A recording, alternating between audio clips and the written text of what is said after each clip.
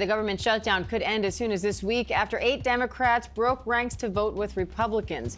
They're moving forward without their key demand, a guaranteed extension of health care subsidies. Republicans are promising to hold a vote in December on extending Affordable Care Act tax credits. And now Speaker Mike Johnson is calling the House back to vote on the Senate's funding bill as soon as it's passed. It's after 40 days of wandering in the wilderness and making the American people suffer needlessly. Some Senate Democrats finally have stepped forward to end the pain.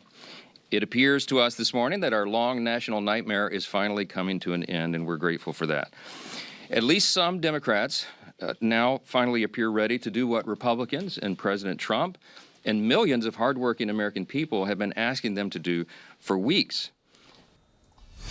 ABC's Christiane Cordero and Jay O'Brien are here for more on that. So, Jay, this was the longest shutdown in history, is the longest shutdown in history because it's still happening. Why end it now? Is there a winner here if this goes through?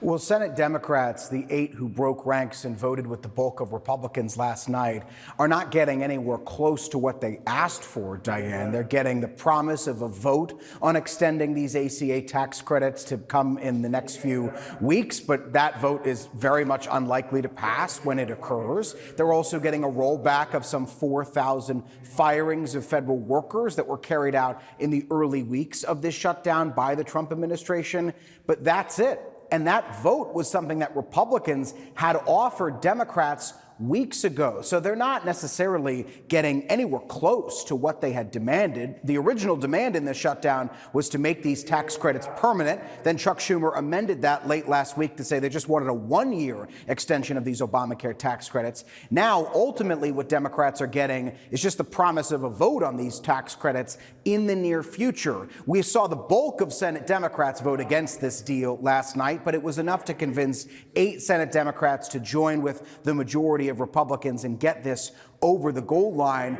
But the timing of this is still very much in flux because that was just the procedural vote. We've been going back and forth in the Senate now for more than 40 days on just the first step, pretty much, the procedural vote invoking cloture, getting on to this bill. Now the Senate has to finally pass this legislation.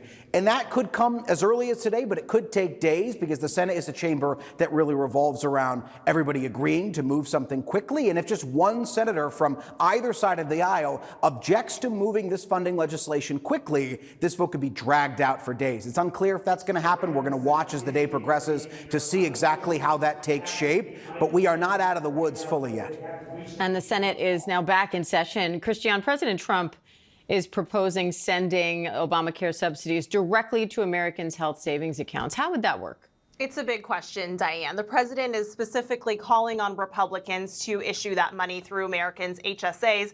And HSAs, of course, are special savings accounts that Americans have. They can contribute to, right, pre-tax, and kind of put it towards various health expenses, eligible health expenses through the next calendar year.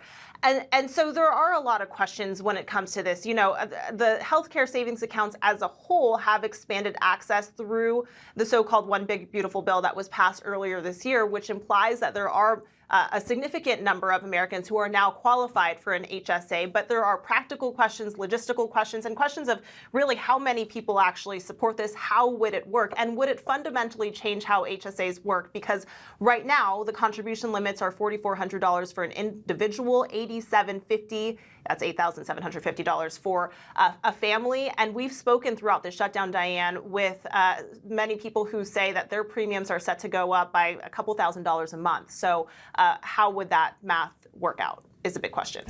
Jay, what does this potential deal mean for the federal workers who were furloughed or fired and the 42 million Americans who rely on SNAP benefits?